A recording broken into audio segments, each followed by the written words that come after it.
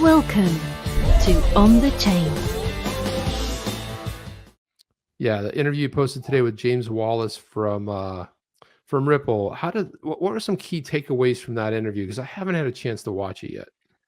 Sure. So James is head of central bank engagements and CBDC development at Ripple. So he's there on the forefront talking to the different central banks around the world. And they're making a lot of progress with partnerships and piloting of CBDCs on the XRP ledger, as well as stable coins. We got some updates around Palau and Bhutan, and those pilots are going well. There's some that he couldn't talk about because of NDAs, but he said there will be announcements this year. So I'm excited to see the other central banks that are going to be testing, and hopefully they can go into production.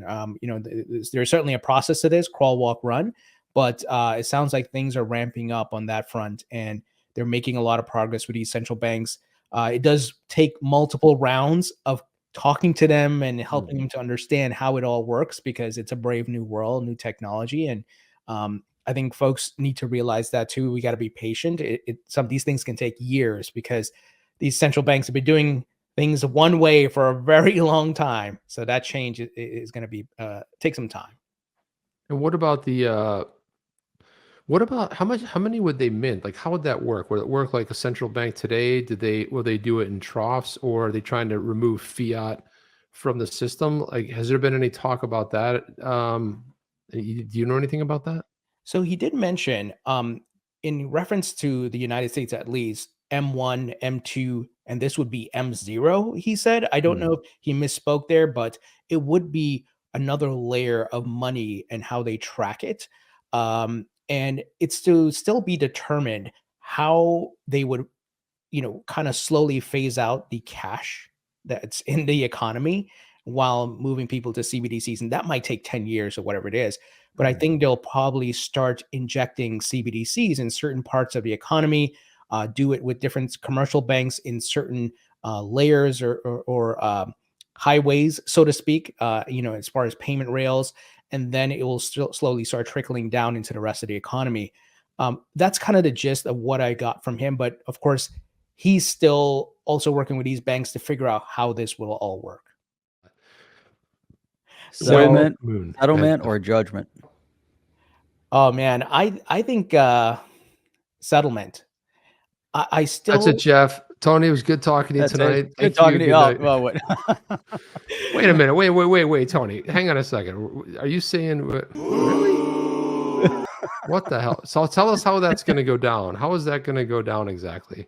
Wait, which case are we talking about? Thank you and good night. Thank you.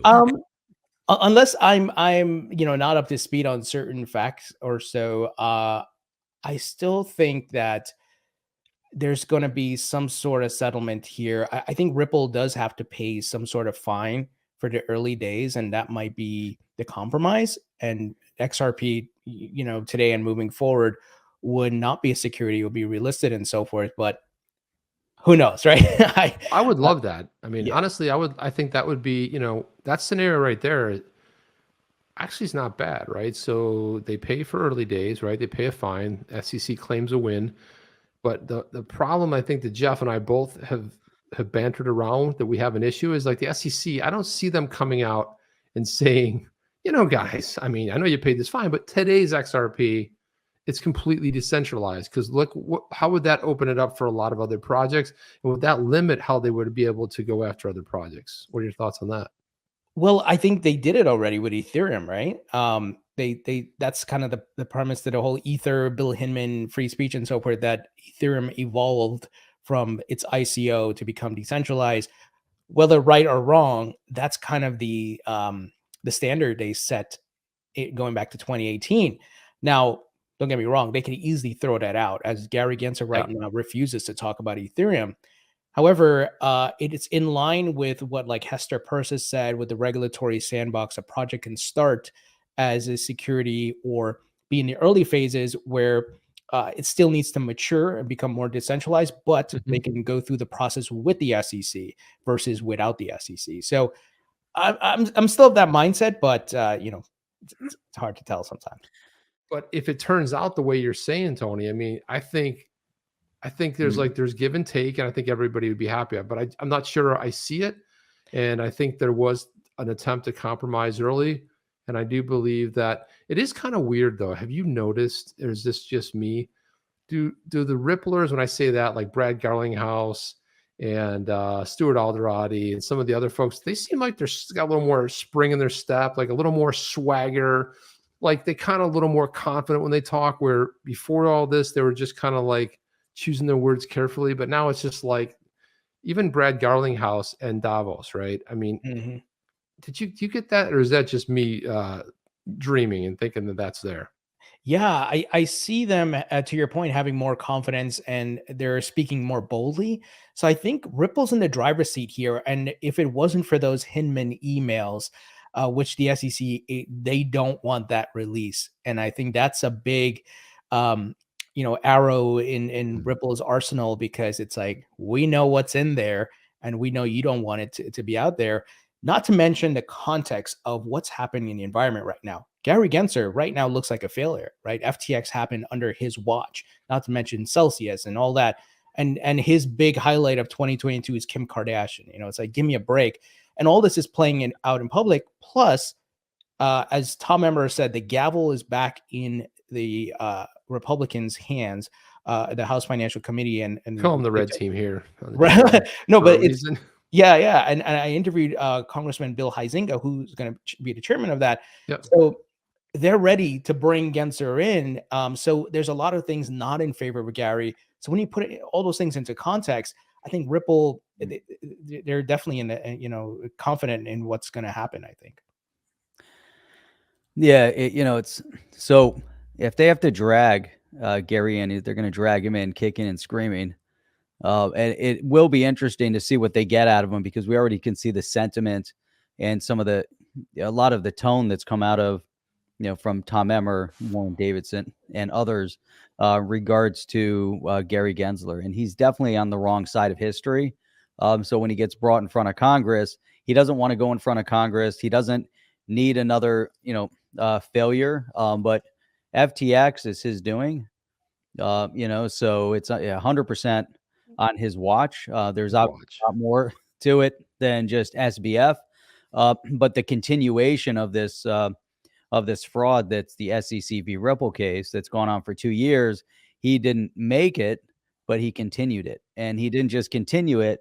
He doubled down, tripled down, and quadrupled down on it, under his watch, and that's the absolute travesty, as to where we stand right now, that everybody knows. And it's so interesting too, because we still look in this, solid kind of bear market across the board. There's still great projects that are being built. Ripple is still posting and bringing on and onboarding new customers, making progress. All these things are happening. And then we look around the world. You've got, when you go from the UK down into Australia, get into Japan, and Singapore and others, there's a lot of pro crypto sentiment out there right now in Congress on the red team.